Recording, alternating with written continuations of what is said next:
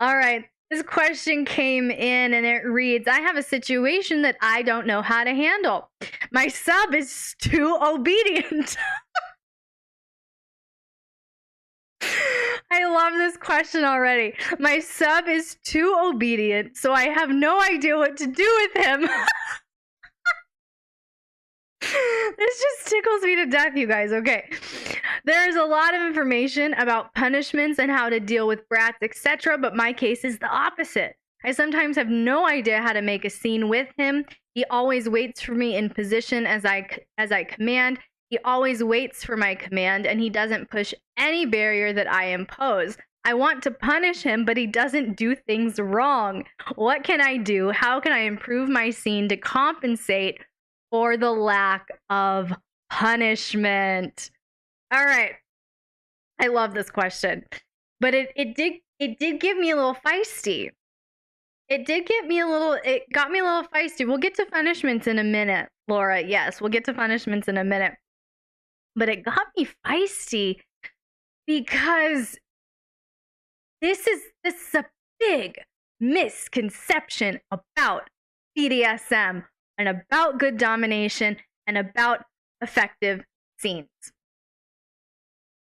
And the logic is, I don't know how, because BDSM stands for bondage, dominance, submission, okay, discipline, bondage, discipline, dominance, submission, sadism, masochism.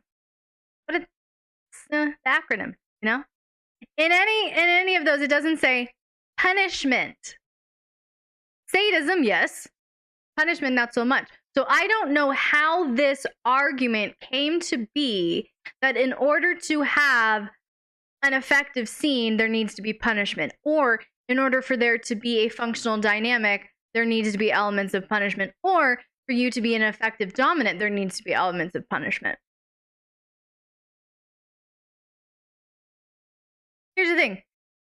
And I get that because it just makes me so sad. The last line, how can I improve my scene to compensate for the lack of punishments? As a dominant, you don't go through a scene or choose what you do in a scene to compensate for fucking anything. You as a dominant choose what you want in the scene based off of the boundaries and limits that your submissive has laid out for you, your desires, their needs. Okay? I ain't compensating for shit. Okay? So the argument that punishment equals good BDSM, faulty, in my opinion. But what I will say is it seems that the dominant here is sadistic. Okay? I want to punish him, but he doesn't do anything wrong. That's a sadist. That's an unhappy sadist is what it is. Going, I promise, Twitchy. I too like beating the ass, right? I'm right there with you. It's like, am I wrong? It's like a human piñata that whimpers and whines. Like, how can you fucking not love that shit? Anyway. Yes, Sega, you're here. It is. That is an unhappy sadist. That's a sadist going, I promise, and they can't get an outlet for that. Okay? Dominants can have desires and get fussy too. Okay? So, here's the thing. And I think it's really, you have sadistic desires. Great.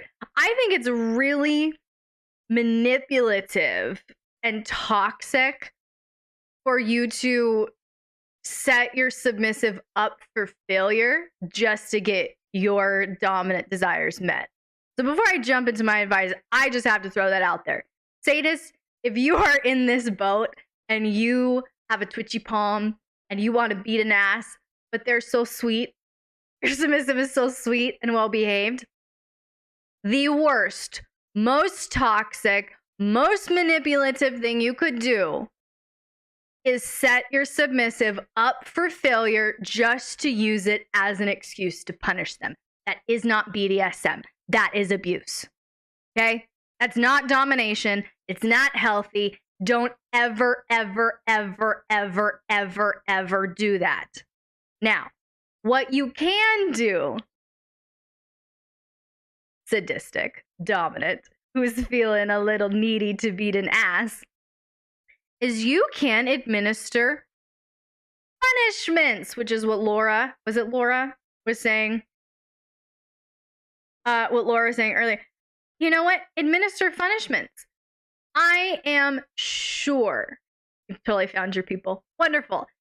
So punishments are a great option for you, sadistic dominant, in this situation, where figure out what your submissive might not personally volunteer for, or what they would, but they still, consent to and have no problem with, or the thing that they go, oh, don't do that, don't do that. No, please, whatever you do. But inside, they're like, oh, please, please do it. Okay? Find those things with your submissive. That's number one. Punishment is not the only link to sadism. Y'all hear me on that? Punishment is not the only link to sadism. You can have a sadist and a masochist in a scene just topping and bottoming just because it's a release. There you go. John reading my mind just because it's a release. So it doesn't have to be a punishment thing. It can be a punishment thing, so you can absolutely play in that space, dominant. But I would also say try out some sensory play that leads into some sadistic acts. If you are, let's say, you're highly sadistic, your submissive hasn't done anything wrong, but you're feeling like you just want to beat an ass, then maybe start out with one of your favorite floggers and just start out with gentle strokes and slight little taps and smacks and just get them revved up in a sensory way, get their bodies activated in a sensory way. And then if you want to go into more sadistic acts, do it. But I did a video all about the different types of spankings. And I feel like it would be really beneficial for you to go through that video, because you'll soon realize, if you haven't already, that spankings, and by extension sadism as a whole, doesn't need to be punishment centric. You can have a cathartic spanking session. You can have a therapy spanking session. And so maybe that's an avenue that you approach your sadism from. That in a scene, your very, very respectful, obedient, well-behaved submissive isn't doing anything to trigger a need for punishment. But what if they want to just get out of their head? And what if they're masochistic and they're wanting you to get them out of their head with your sadistic acts? But also, dominant, to ask this question, just consider what would be fun for you. Part of, and it sounds like your submissive is very well trained, very knowledgeable, very eager to please, very humble, very respectful, and very obedient.